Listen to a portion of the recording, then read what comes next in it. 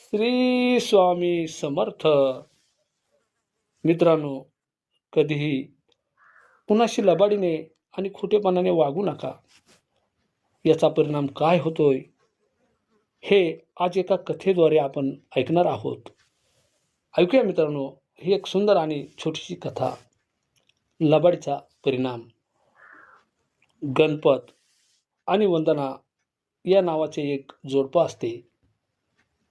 त्यांचा उदरनिर्वाह दुधाच्या विक्रीवर चालायचा. त्यांच्याकडे सोना, चांदी आणि रुपा या नावाच्या 3 म्हशी होत्या.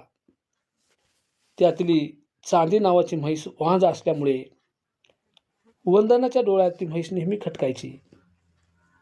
मात्र एक रात्री काय होतं, चोर येऊन त्या तिन्ही म्हशींना घेऊन जातात. चालून चालून चोर रस्त्यात थकवा आल्यामुळे म्हशींना एका ओसाड जागेत बांधून विसाव्या करण्याकरता निघून जातात. इकडे गणपत स्वामींकडे येऊन म्हशी चोरल्या गेल्या म्हणून सांगतो. जर म्हशी मिळाल्या तर त्यातली एक म्हैस स्वामींना देऊ असा नवस करतो. स्वामी त्याला जमिनीत म्हशी कुठे आहेत हे दाखवतात. त्यानंतर गणपत जाऊन म्हशींना घेऊन येतो.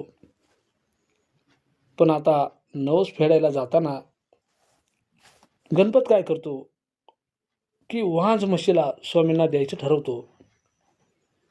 असं केल्याने त्याला वाटतं, एका दगडाने 2 शिकार होतील. दुसऱ्या चांगल्या म्हशी आपल्याकडेच राहतील आणि बायकोच्या डोळ्यात खटकणारी म्हैस दिल्याने नवस पण फेडला जाईल. गणपत स्वामींकडे जाऊन वांज म्हैस देऊन येतो. पुढे काय होते मित्रांनो, गणपत आपल्या इतर शिल्लक म्हशींचे दूध काढतो. पण काही केल्याने एक थेंब सुद्धा दूध निघत नाही. त्याला कळून चुकते की स्वामींशी केलेल्या लबाडीचा हा परिणाम आहे. तो सपनिक स्वामींच्या चरणी शरण येतो. स्वामींना भेटून घडलेल्या प्रकाराबद्दल माफी मागतो. स्वामी मात्र पहिली त्याची हजेरी घेतात आणि त्याला प्रबोधन करतात.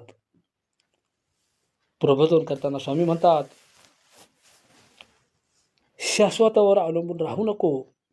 शाश्वत केवळ एक हरिनाम आहे, दत्तनाम आहे. आपला भार ईश्वरावर सोडून मोकळा हो. ईश्वर काळजी वाहील. आपल्या कर्तव्याकडे मात्र दुर्लक्ष करू नकोस.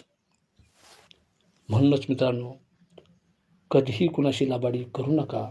खोटेपणाने कुणाशीही वागू नका. आणि या कथेत आपण हेच आज ऐकलं. मित्रांनो, असेच नवीन नवीन विचार जर आपल्याला ऐकायचे असतील तर चॅनलला सबस्क्राईब करीत चला आणि एक लाईक करा. स्वामी म्हणतात, हे माझ्या प्रिय भक्ता, आपल्या कर्तव्याशी एकनिष्ठ राहा. भिवू नकोस, मी तुझ्या कायम पाठीशी आहे. भिवू नकोस, मी तुझ्या कायम पाठीमागे आहे.